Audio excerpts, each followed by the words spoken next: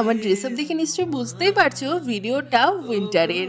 আসলে সেদিন ছিল আমাদের 3rd অ্যানিভার্সারি, অর্থাৎ 27th নভেম্বর। তো যথারীতি বেশ ঠান্ডা ছিল। তো দুপুরবেলা আমি লাঞ্চ কমপ্লিট করে চলে গিয়েছিলাম সোনার দোকানে। এই ব্রেসলেটটা আমি অনেক দিন আগেই পছন্দ করে রেখেছিলাম, শুধু নিয়ে আসা বাকি ছিল, তো সেটা নিতে গিয়েছিলাম আমার হাজব্যান্ডের জন্য। কেমন হয়েছে ডিজাইনটা অবশ্যই আমাকে কমেন্টসে জানিও। আর এটা সম্পূর্ণ ওর জন্য একটা হাত পাতো, চোখ বন্ধ সারপ্রাইজ করো, হাত গিফট পাতো। ছিল। বাবা কি হাত পাত না। খোলো, খুলে দেখো। তুমি যে বাজালে বাঁশি খোলো।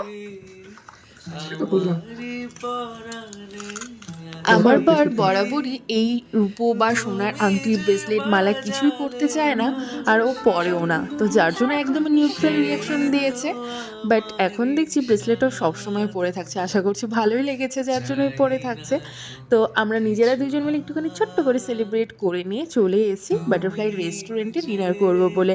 আর আজকে আমি যে শাড়িটা পরেছিলাম সেই শাড়িটা এবার পুজোতে আমার ননদ আমাকে গিফট করেছিল, তো সেটা পরাই হয়নি, তো ভাবলাম যে আজকেই পরে নিই। আর সেটা পরে চলে এসেছি। আর ডিনারে আমরা কী কী অর্ডার করেছিলাম সত্যি কথা বলতে আমার কিছুই মনে নেই, তো জাস্ট ভিডিও ক্লিপসগুলোই ছিল, তো আমি জাস্ট এডিট করে এখন আমি পোস্ট করছি। তো যাই হোক, বেশ সুন্দর দুজন মিলে একটা ডেট করলাম, বা যেটাই বলো না কেন, নিজেদের মতো করে একটুখানি সেলিব্রেট করে বাড়ি ফেরার সময় অন্যের বিয়ে বাড়ি দেখে নিজেদের বিয়ের সময়কার কথা মনে পড়ে গেল। তো চলো, বাই। মরণ